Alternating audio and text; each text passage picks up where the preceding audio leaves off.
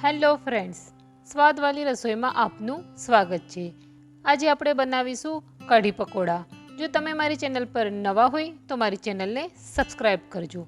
તો કઢી પકોડા બનાવવા માટે સૌપ્રથમ આપણે કઢી તૈયાર કરીશું। તો એક બાઉલમાં 1 કપ ખાટું દહીં લઈશું।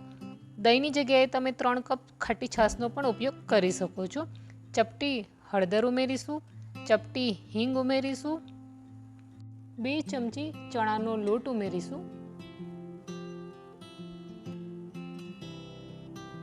અને આ બધી વસ્તુને મિક્સ કરી લઈશું।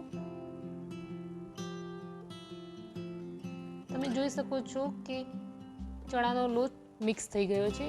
પછી તેમાં 1 ગ્લાસ પાણી ઉમેરીશું, ફરી પ્રોપર મિક્સ કરી લઈશું। હવે આ મિક્સર રેડી છે તો આપણે કઢીના વઘાર માટેની તૈયારી કરીએ। તો એક કઢાઈમાં 2 ચમચી તેલ ગરમ કરીશું।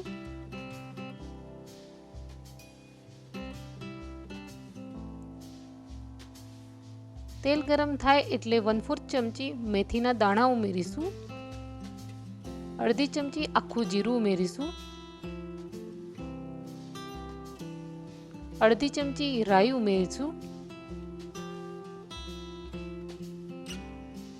2 લવિંગ ઉમેરીશું, 1 ઇલાયચી ઉમેરીશું, તમાલપત્ર ઉમેરીશું અને 2 સૂકા લાલ મરચાંના ટુકડા ઉમેરીશું।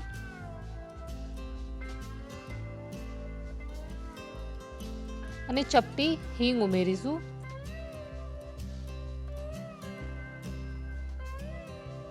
એક ચમચી લીલા મરચાંના ટુકડા ઉમેરીશું અને અડધી ચમચી આદુની પેસ્ટ ઉમેરીશું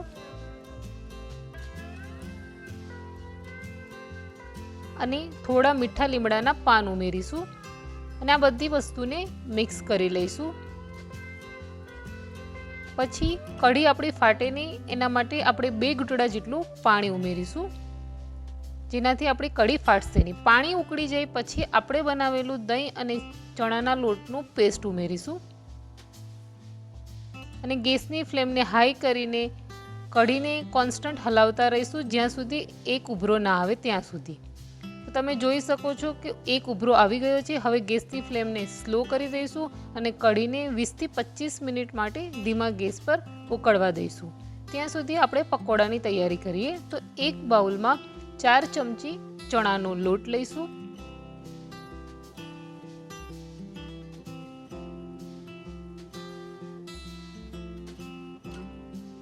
અને 1 ચમચી લીલા મરચાંના બારીક કરેલા ટુકડા ઉમેરીશું, થોડી કોથમીરના પાન ઉમેરીશું, અડધી ચમચી લાલ મરચું પાવડર ઉમેરીશું, 1/4 ચમચી ગરમ મસાલો ઉમેરીશું, ચપટી હિંગ ઉમેરીશું, સ્વાદ અનુસાર મીઠું ઉમેરીશું અને પકોડા ફૂલેલા બને તેના માટે ચપટી બેકિંગ સોડા ઉમેરીશું અને આ બધી જ વસ્તુને મિક્સ કરી લઈશું અને પછી થોડું પાણી ઉમેરીને પકોડા બને તેવું થીક ડો બનાવી લઈશું।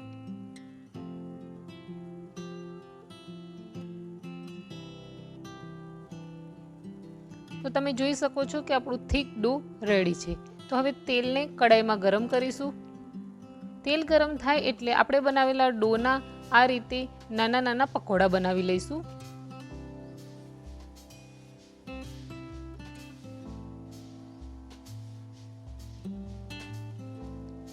તમે જોઈ શકો છો કે આપણા પકોડા એકદમ સરસ ફૂલી ગયા છે।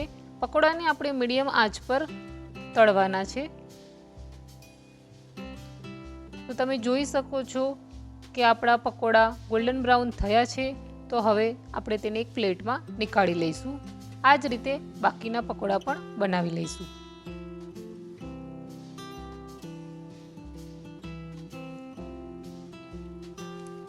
હવે આપણી કઢી ઉકળી ગઈ છે।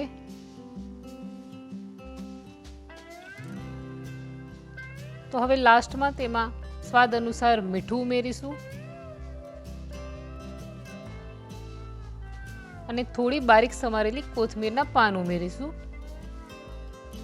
અને કઢીને મિક્સ કરી લઈશું।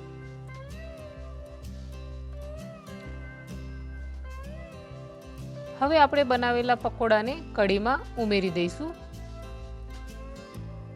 અને કઢીને હજુ 5 મિનિટ માટે ફરી ઉકળવા દઈશું.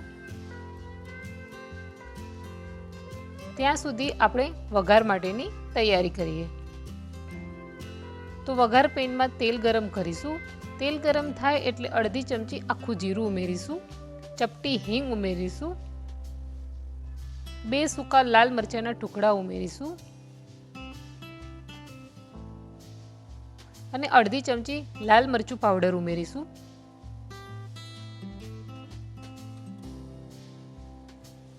અને વઘારને મિક્સ કરી લઈશું.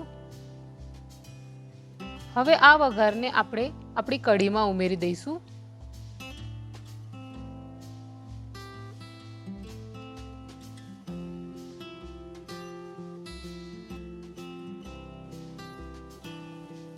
અને કઢીને મિક્સ કરી લઈશું. તો તમે જોઈ શકો છો કે આપણી કઢી રેડી છે. તો હવે આપણે ગેસની ફ્લેમને ઓફ કરી દઈશું અને થોડા બારીક સમારેલા કોથમીરના પાન ઉમેરીશું.